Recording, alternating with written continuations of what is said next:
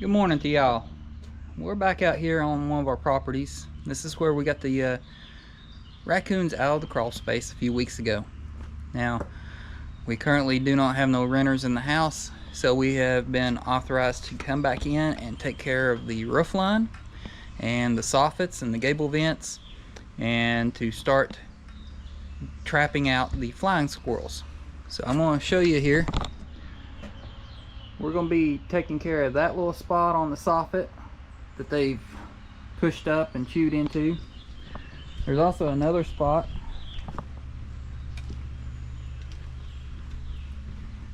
that you can see where the critters have been working on right here. So we have already went ahead and got one vent cover installed. So Hunter's getting ready to reset for the next gable vent. That's all the way up here. This is the cover we put on it. So the next cover we're going to do is this one at the back of the house.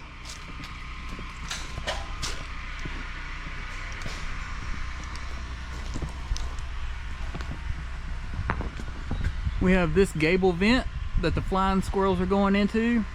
And then at the very top up there where our soffit material meets, at the very apex up there, they have chewed through the silicone caulking that is up there. So we're going to also make a piece of trim that goes over that, seals all that area up so they can't be encouraged or enticed to go back through that spot. We also got some other areas back here that we're working on. Now, flying squirrels are a very big problem, and they get into some very tight spaces. So right there where that roof line comes down for a little short section of about 9 or 10 inches and then transitions over to this line, that little heaved up area is where the squirrels are going into also. So we're going to be working on that area along with that gable vent up here. Now you can probably also see the hole in the shingling and the rigid edge around the edge. That's because flying squirrels are chewing on it. And there's another one on the other side. I can show you that later, because later on we're going to be actually on the roof taking care of the ridge vent. Now the ridge vent's that vent line that goes across the very top of your roof. That vent is a wide open hole for wildlife to get into if it ever gets compromised. So as long as it's put on correctly and stays in position, then it's sealed up. But most of the time we see them not put on and not installed correctly, and we see them damaged from wind and weather and all that other good stuff. So we got some more work cut out for us. So stick around, we'll show you how all this stuff comes together.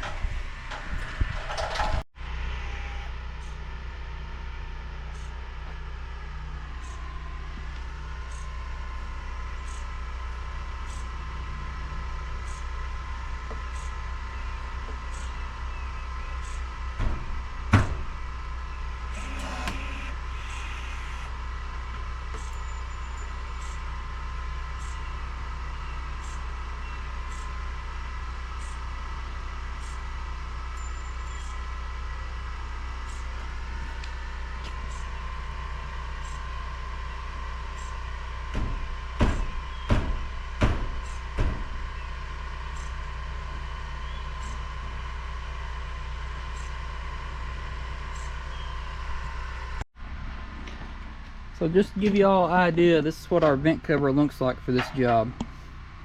Now this is perforated steel, 26 gauge. You can see right through it.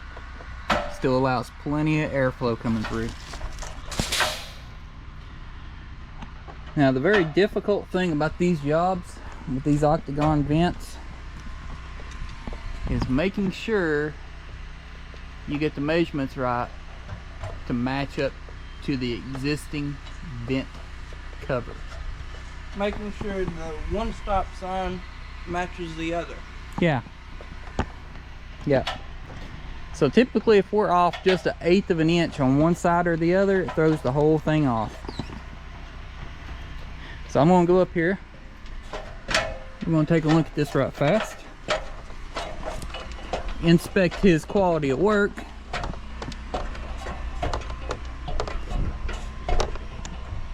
And we can see that sucker is tight. So we got rivets all the way around the whole perimeter. There's no getting into this sucker.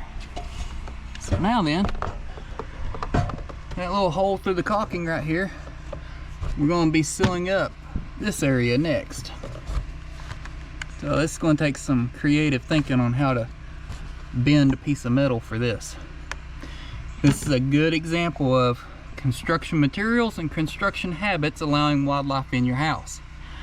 Construction material being vinyl, plastic, and caulking are not wildlife resistant. You can see all this brown smudging right here.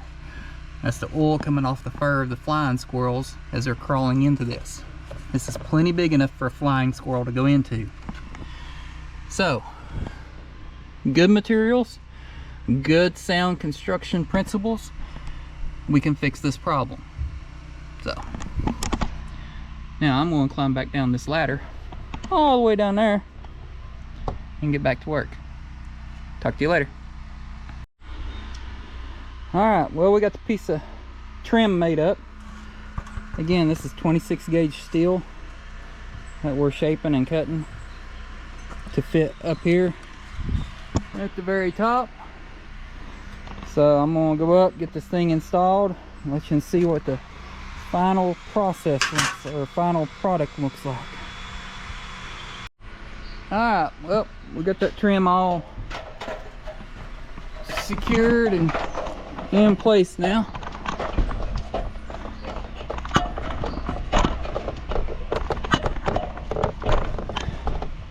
Y'all can kind of see what we did. This is where the hole was at. These pieces of vinyl not matching up square. So we made a piece of metal that looks like the vinyl with the gap. And yes, it does wrap around into the gap, so it's holding onto the vinyl. We got it riveted in place. It's all wildlife proof now. So, on to the next vent. Alright, we're going to go up here and show you just how ingenious these little flying squirrels are. Everybody see that chew marks right here on the metal? That's them chewing. And there's a hole right under there. So they're getting right through here. And they're going through that plywood. So, now we gotta figure out how to take care of this one. This is another one of those creative ones. Don't know. Alright, well, we got this repair done. Y'all can see, good tight metal. It's all riveted in, nice and tight. Nothing's going through there now. So, on to the next vent.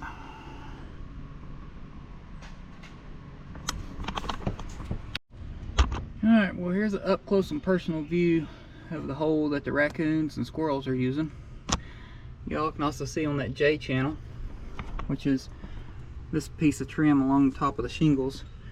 Squirrel's been chewing on it. And then you can see over here where they damaged that one. So now we're gonna figure a way to seal this one up. Alright, so I got the trim back down. Everybody sees how loose that is. This is how they was able to get in to start with. So also going to show you a couple other areas. This right here is where the squirrels are chewing, getting in. And you can see the end of that ridge vent, how it's wide open. That's how the critters are getting in. And of course they're going to also get in underneath it, how it's kind of bowing up in certain areas. So we got our metal all built up. This is what it looks like. And so it's going to fit in here, tie everything together, and look like factory. So let me get everything in position and let you see the final results. Alright, that's got that repair all done. Everybody can kind of see how it's nice and tight and secure. There's no way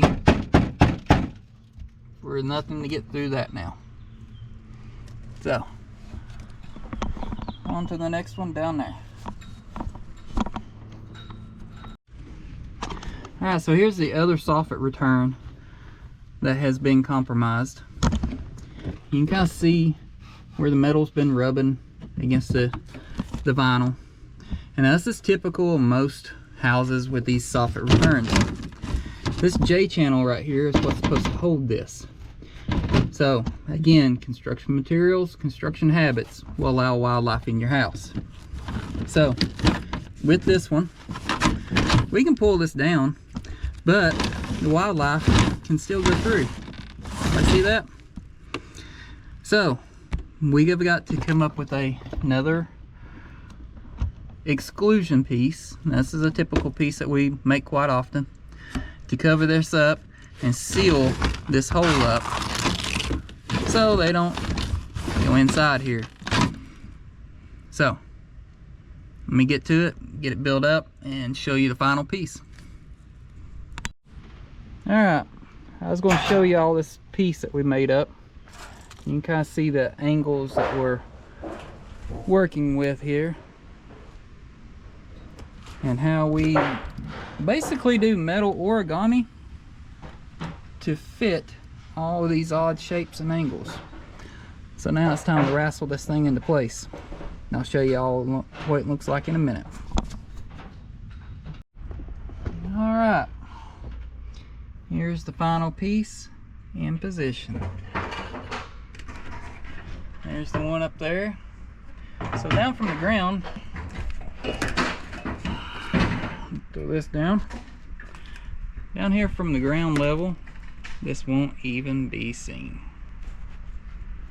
So, on to the next spot. Well, we've made it up here on this roof, and I wanted to take a moment and talk to you all about these ridge vents. Now, ridge vent is a very important piece of your house. It allows the attic to vent, cooling off the attic, at the same time cooling off the roof, keeping the shingles from cooking too much. So, with this house, typical with all others, what we find is the contractors, they just leave these wide open holes into your house. Now the shingles are cut down through here, that way they can actually air out through here. So what this does is this allows gray squirrels, flying squirrels, bats, roof rats, and just regular old mice and rats to get in. So we offer a product that actually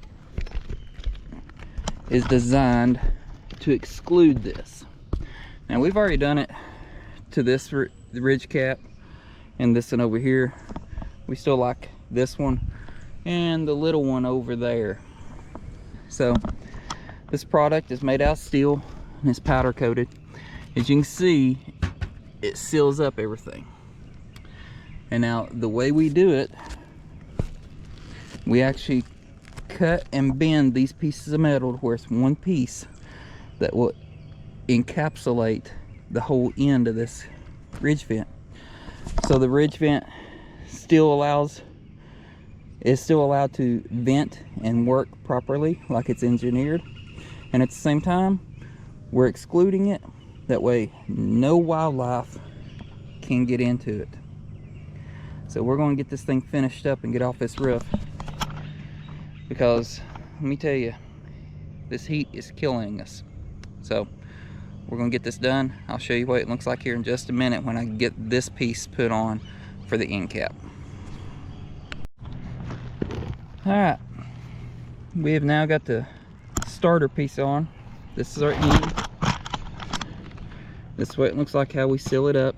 You can see how it's all one piece all the way around, sealing up the underside and sealing up this end. So now nothing can get through here. So now all we're going to do is rinse and repeat, putting the material on all the way out through here. So we're going to get off here and get this thing done before the heat gets on. We'll get back to you in a little bit. I want to take a minute and show you all. This is what's typical of these ridge vents. Again, whenever the contractors put them together or put them on, they do some very rough cuts. They leave them wide open. You can see this has not been even cut flush or straight. So the material itself is gotten some age on it. You can see here it's starting to pull up. So we're going to come back in with our ridge guard material and actually screw everything down, tightening this back up, sealing it at the same time. So I wanted to also show y'all what squirrels do to the top of your roof. They like chewing on shingles. Now if you've ever been driving down the road and you see a squirrel, he's kind of licking and chewing on the asphalt. Well, that same material is what these shingles are made out of. And so they're up here chewing away on it. So I'm also going to try and make a little patch for the homeowner, because as you can see, it can leak a little bit. It should just be leaking into the soffit, but we're going to kind of seal that up and keep that from happening for them. So I'm going to get this piece wrapped up. This is the last bit of this roof. Now like I said, we've already done this side, we've done the big side, and you just seen me wrap up on the other short gable. So this is the shortest run right here, and I'm done off of this roof because it is hot. So we're going to keep at it. What? I said at least it's a little cooler than yesterday. Yeah, of course it's not even 8 o'clock yet. So yeah, it's not even 8 o'clock and I'm sweating more than I like. So let's get off here. All right, we're on the last thing that we have to do for this house, and that is putting on a new dryer vent. This dryer vent's typical of anything you buy at the hardware stores, plastic or vinyl. The louvers on here, they get broken, they get brittle. Critters start clawing on them, as we can see right here, trying to gain access to the house. Now, these louvers also are very bad for catching lint, so therefore the louver will get jammed open just because the lint will not allow it to shut. So we are going to be replacing it with one of our metal covers. Now the door is recessed on it, so they cannot get their paws or claws in there to pry it open. It is also magnetized, so it does not open very easily. Now when the dryer is turned on and air is pushing it, it opens easy. Whenever the dryer is turned off, the air stops, the door closes, the magnets hold it shut. So now we're going to get this thing put on, and then when we get done with it, we'll let you see what it looks like. All right, we got the vent cover done. So now we're going to check the operation of it. Hunter's going to go in, turn the dryer on, make sure the air opens the door, and then he's going to turn the dryer off, ensuring that the door closes properly like it should. So let's see what happens.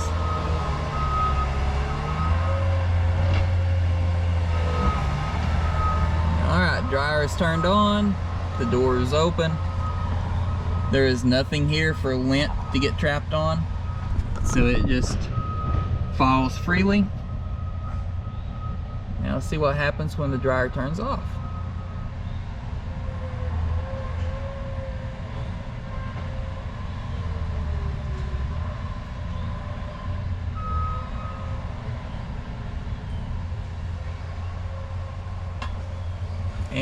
and the door shut just like it's supposed to, and the magnets are holding it in place. Everything is recessed, everything's operating just like it should. All right, to give you all a recap of what we've done to this house, because we've done quite a bit of work to it. We come out for a noise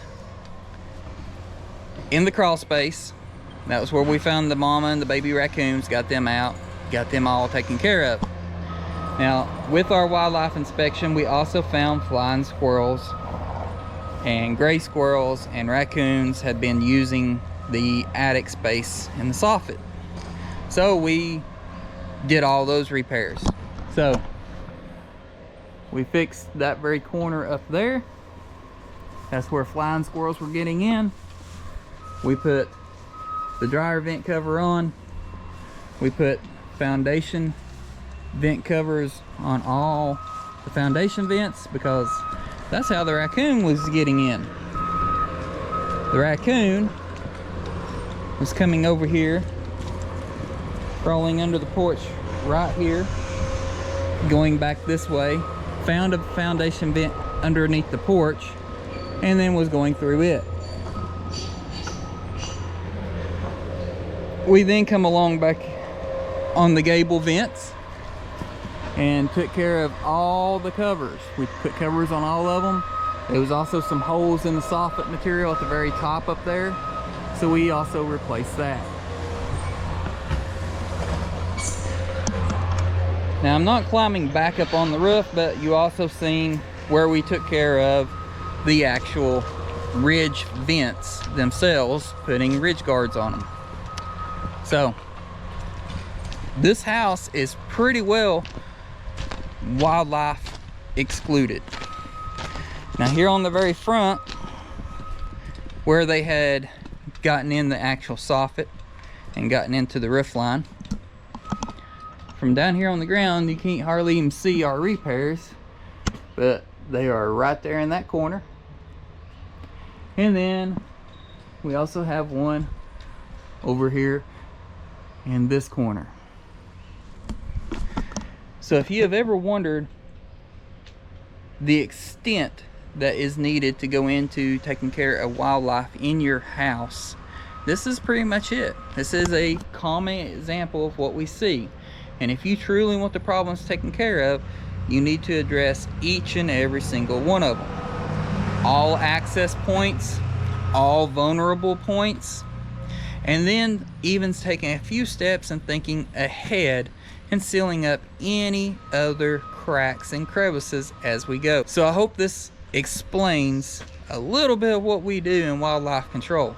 It's not always just capturing and removing the animals, but it's also preventative maintenance and a little bit of forethought to keep any future wildlife from re-inhabiting your home. So until next time, we'll talk to y'all later. So until next time, we'll talk to y'all later.